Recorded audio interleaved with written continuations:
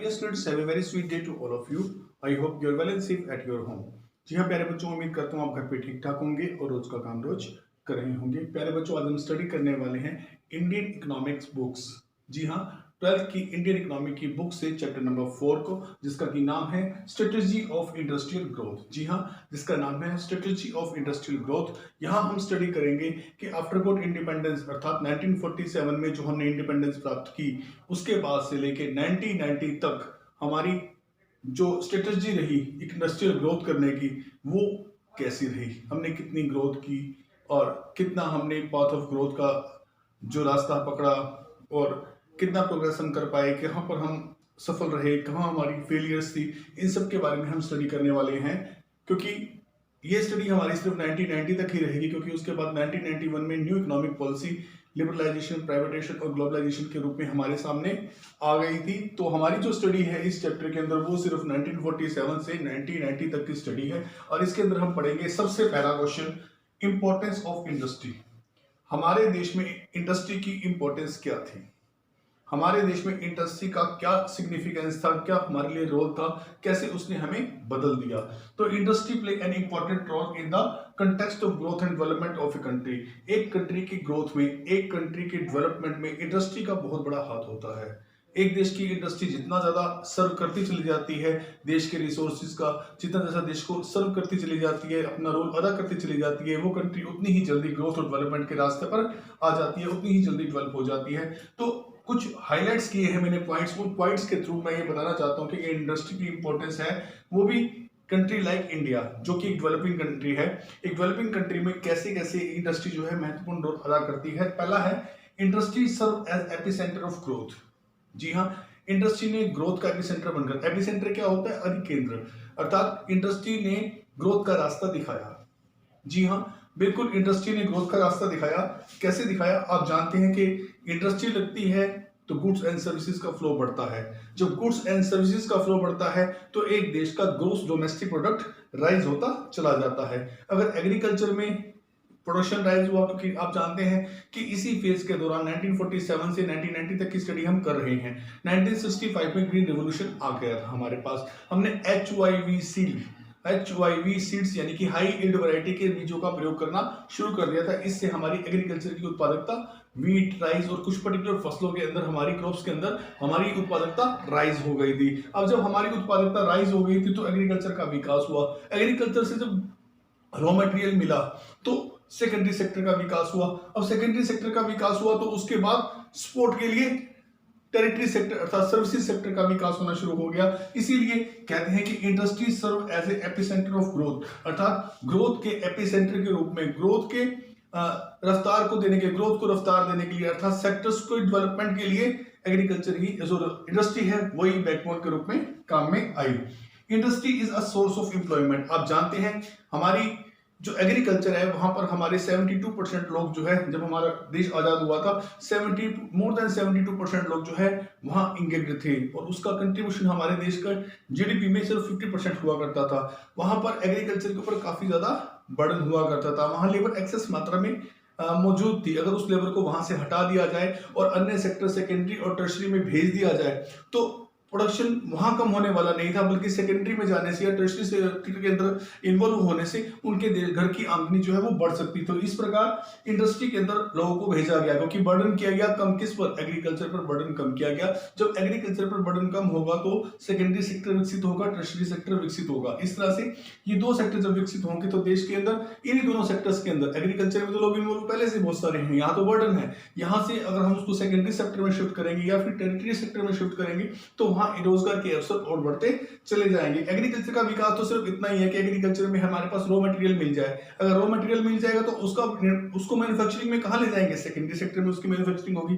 अब मैन्युफैक्चरिंग ज्यादा होगी तो उसके लिए सपोर्टिव सर्विसेज चाहिए, किसकी, टेरिटरी सेक्टर की। इस तरह देश के अंदर इंडस्ट्री जो है वो सेकेंडरी सेक्टर हो चाहे टेरिटरी सेक्टर हो, वो धीरे धीरे जब विकसित होती है तो वो एम्प्लॉयमेंट की कई अपॉर्चुनिटी जो है दूसरों के सामने ला देती है और अपॉर्चुनिटी एम्प्लॉयमेंट की बढ़नी शुरू हो जाती है, रोजगार के अवसर बहुत सारे मिल जाते हैं।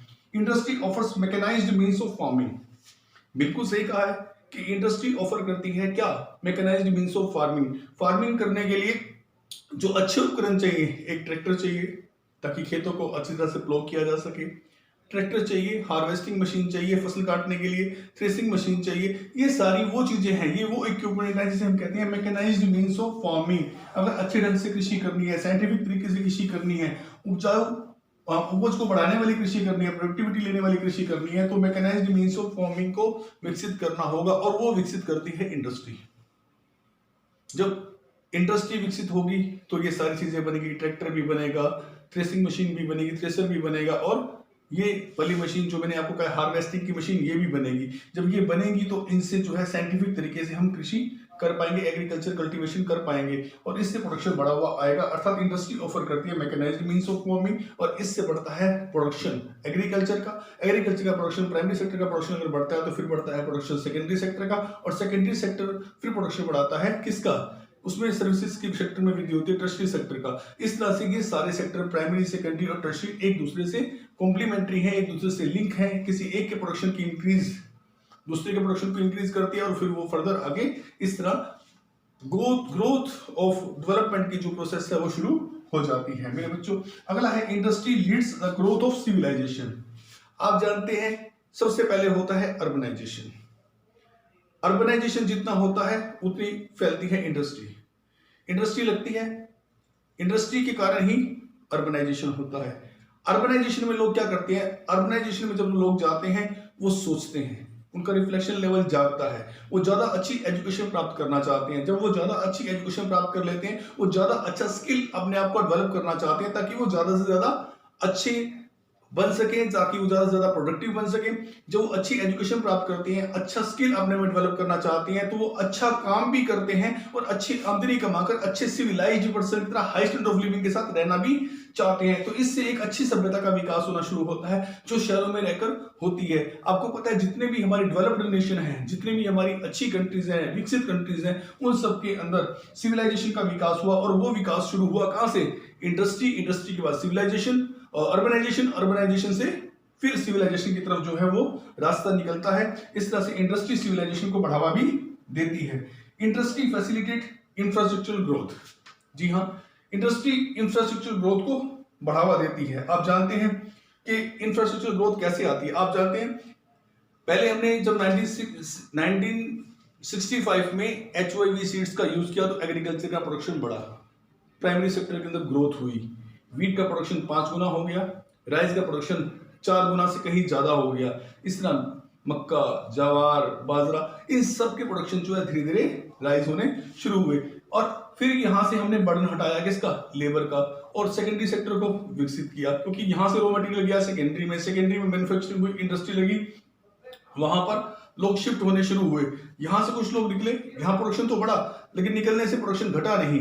ठीक है, यहाँ जो बर्डन बनाए हुए लोग थे, सरप्लस लोग थे, अनडिस्क्लोज्ड अनएम्प्लॉयमेंट के रूप में, तो वो सेकेंडरी में शिफ्ट हुए। सेकेंडरी में जाने के बाद जब उसके अंदर प्रोडक्शन ज्यादा शुरू हुआ, तो उसको डिस्ट्रीब्यूशन करने के लिए टेरिटरी सेक्टर विकसित होना शुरू हुआ, उसको सपोर्ट करने के लिए, फाइनेंशियली सपोर्ट करने के लिए, और प्रकार से ट्रांसपोर्टेशन की सपोर्ट करने के लिए, बैंकिंग, इंश्योरेंस, शिपिंग, इन सब की सुविधाओं के लिए टर्शरी सेक्टर विकसित हुआ। इस तरह से हमारा इंफ्रास्ट्रक्चर ग्रोथ होता चला गया, और बहुत सारी फैसिलिटी है। जहां इंडस्ट्री लगती है वहां इंफ्रास्ट्रक्चर का विकास होता है, वहां सड़कें बनती हैं, वहां पावर जनरेशन होता है, इलेक्ट्रिसिटी जनरेट होती है, वहाँ स्कूल्स, कॉलेज, बैंक, इंश्योरेंस, ये सारी सुविधाएं वहां पर आती चली जाती हैं। इस तरह से हमारे देश में एग्रीकल्चर से पे ही डिपेंड नहीं रहा ये, बल्कि अब मोर और मोर इंफ्रास्ट्रक्चर ग्रोथ यहाँ पर होती चलेगी, जो कि किसकी वजह से थी, जो सिर्फ इंडस्ट्री के लगने की वजह से ही थी। ठीक है, इंडस्ट्री ने मॉडर्न मीन्स ऑफ, जो मैकेनाइज्ड मीन्स ऑफ फार्मिंग दिए थे, उनकी वजह से इंडस्ट्री की ग्रोथ बढ़ी।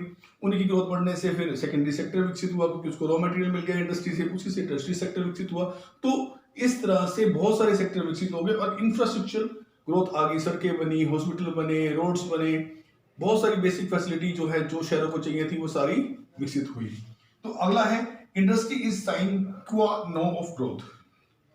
इसका मतलब ये होता है कि जो इंडस्ट्री है वो कहते हैं कि इंडस्ट्री ग्रोथ का रास्ता खोलती है, बिल्कुल खोलती है। इंडस्ट्री ग्रोथ के रास्ते को खोलती है। इंडस्ट्री ग्रोथ जो है उस पर जाने का रास्ता केवल इंडस्ट्री है। इंडस्ट्री के लगने से ही ग्रोथ पॉसिबल होती है, बिना इंडस्ट्री के लगने से ग्रोथ पॉसिबल नहीं है। क्योंकि इंडस्ट्री जब विकसित करती है, इंडस्ट्री जब लोगों को अपने साथ जोड़ती है, जब उन लोगों को बहुत सारी गुड्स एंड सर्विसेज उपलब्ध कराती है, उनको इनकम का साधन उपलब्ध कराती है, तो लोग अपने कंजप्शन को बढ़ाते हैं। जब लोग अपने कंजप्शन को बढ़ाते हैं तो वहां पर और इन्वेस्टमेंट होती है। इस तरह से धीरे धीरे जो प्रोग्रेस का रास्ता है, जो ग्रोथ एंड प्रोग्रेस का रास्ता है, वो इंडस्ट्रियलाइजेशन होकर से ही होकर गुजरता है। तो मेरे बच्चे, इंडस्ट्री की इंपॉर्टेंस इंडिया में 1947 से 1990 के दौरान बहुत ज्यादा थी।